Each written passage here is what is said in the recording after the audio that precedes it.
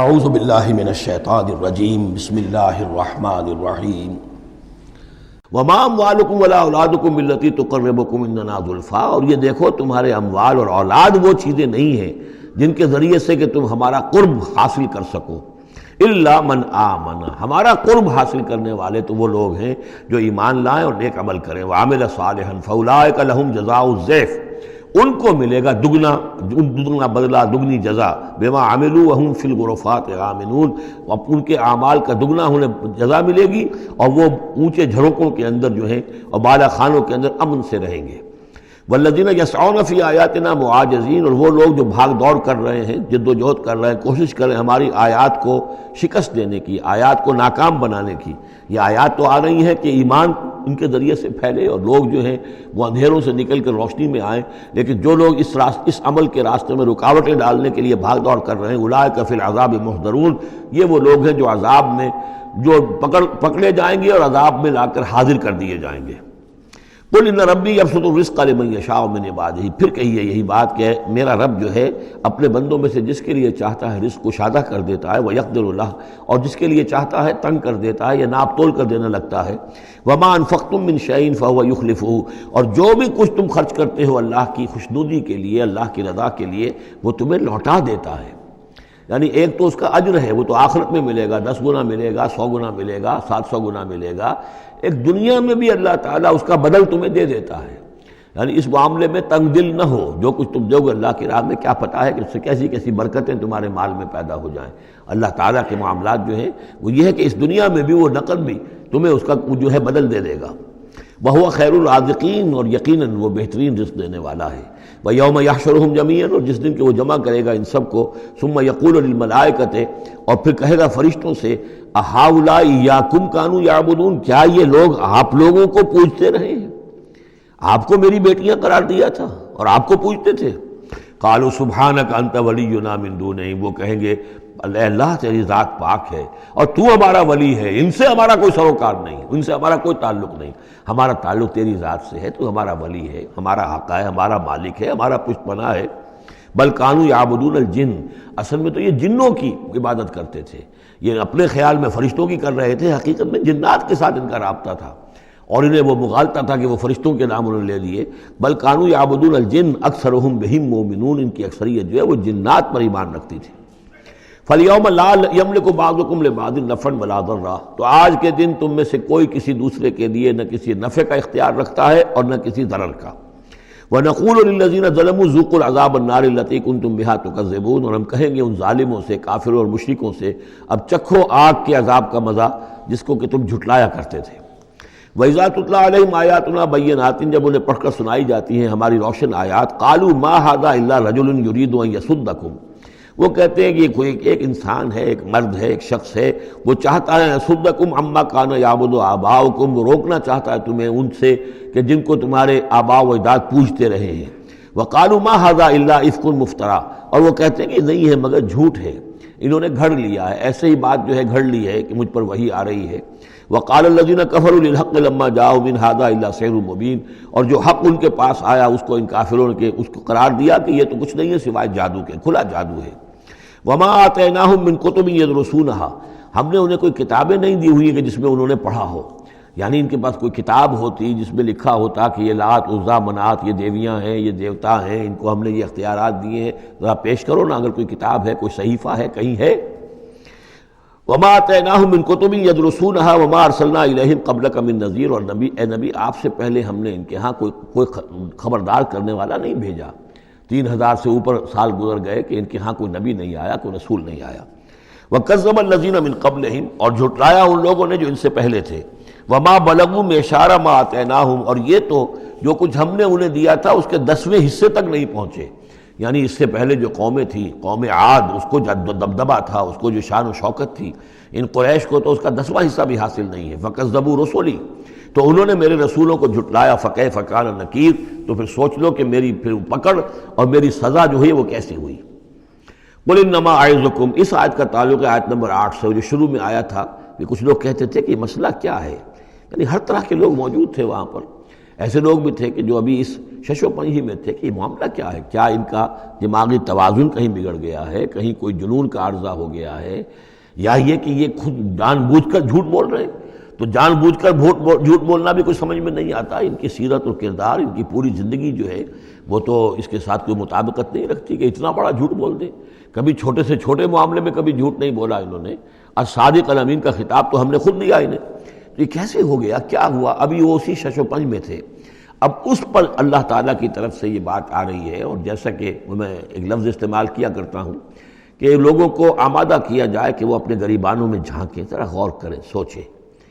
کیونکہ اگر بغیر سوچے سمجھے جو بھی عصبیت جاہلی ہے، اپنی جو بھی روایات ہیں، اپنے جو بھی موروثی عقائد ہیں، ان کی حمایت میں لڑ رہے ہیں، ذرا کسی طرح آمادہ ہو جائیں کہ سوچیں، غور کریں۔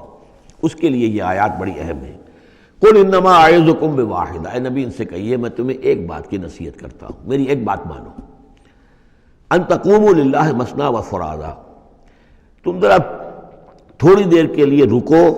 اللہ کے لیے اور اللہ سے دعا مانگو، مثنی و فرادا، دو دو یا ایک ایک، علیحدہ علیحدہ یا دو دو،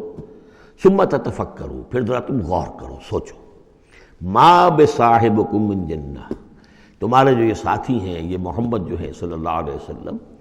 ان کے اندر کوئی جنون کا عارضہ نہیں ہے، انہیں کوئی دماغ ان کا خراب نہیں ہوا ہے، کہیں کوئی آسیب کا سایہ نہیں، ان کی زندگی دیکھو، بڑی منضبط زندگی ہے، بڑی پاک اور صاف زندگی ہے، ستھری زندگی ہے، ان کے معمولات کو دیکھو۔ کوئی شخص کے جس سے جنون کا عارضہ ہو جائے تو اس کے کچھ اور شواہد بھی تو ہوتے ہیں۔ ان ہوا الا نذیر لکم بین یدی عذاب شدید، وہ نہیں ہے سوائے اس کے کہ وہ تو ایک خبردار کرنے والے ہیں تمہارے لیے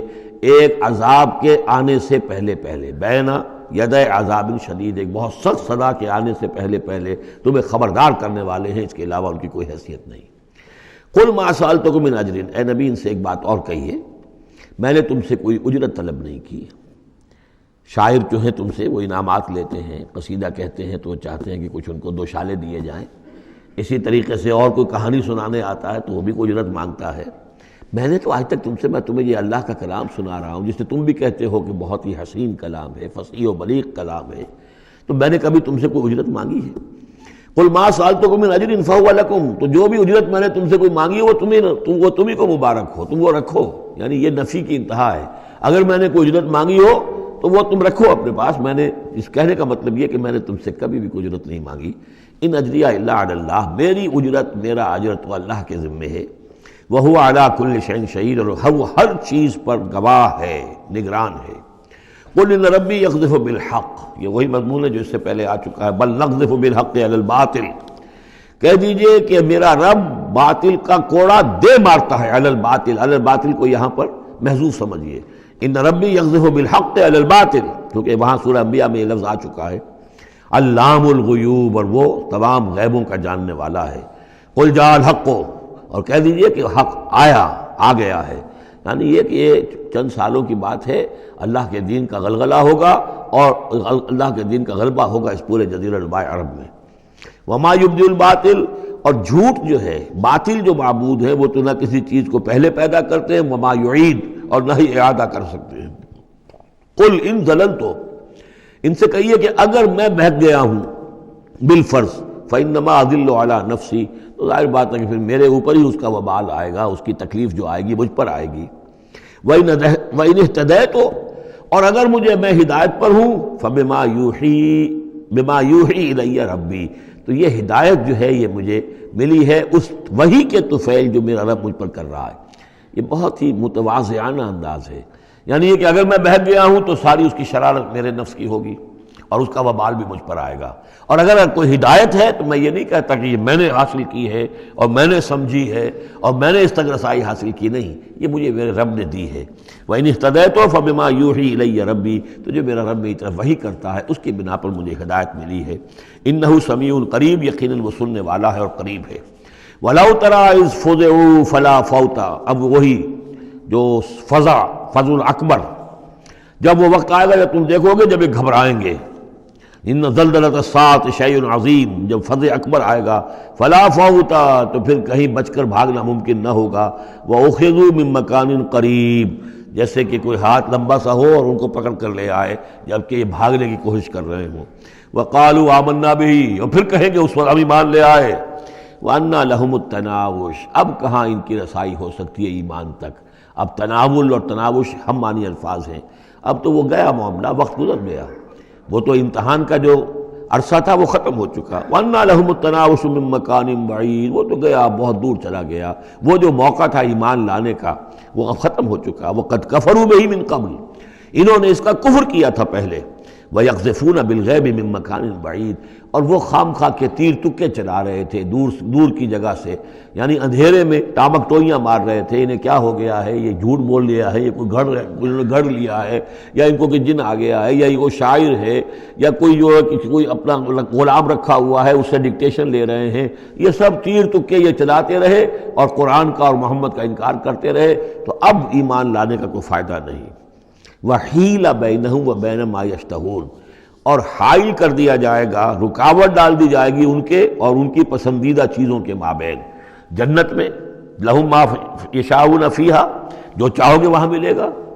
لَكُم مَا تَشْتَهِي أَنفُسُكُم، جو بھی تمہاری جی چاہیں گے، جتنی بھی چیزیں انسان کو مرغوب ہے سب جنت میں فراہم کی جائیں گی، لیکن اب یہ لوگ دور کر دیے گئے، محروم کر دیے گئے۔ وَحِيلَ بَيْنَهُمْ وَبَيْنَ مَا يَشْتَهُونَ، جو بھی ان کی پسندیدہ چیزیں ہیں اب ان سے یہ محروم کر دیے گئے اور دور کر دیے گئے۔ كَمَا فُعِلَ بِأَشْيَاعِهِم مِّن قَبْلُ، جیسے کہ ان کے ہی طریقے پر چلنے والے جو اور قومیں اور گروہ تھی، جس طریقے سے ان کا حشر ہو چکا ہے۔ إِنَّهُمْ كَانُوا فِي شَكٍّ مُّرِيبٍ، وہ لوگ بھی ایسے ہی تھے کہ جو شک میں پڑے رہے اور ان کے دماغوں میں دغدغے ہی جنم لیتے رہے اور شکوک و شبہات ہی میں رہے، اور حق کی طرف آ کر اس کی تصدیق کرنے کی توفیق انہیں نصیب نہیں ہوئی۔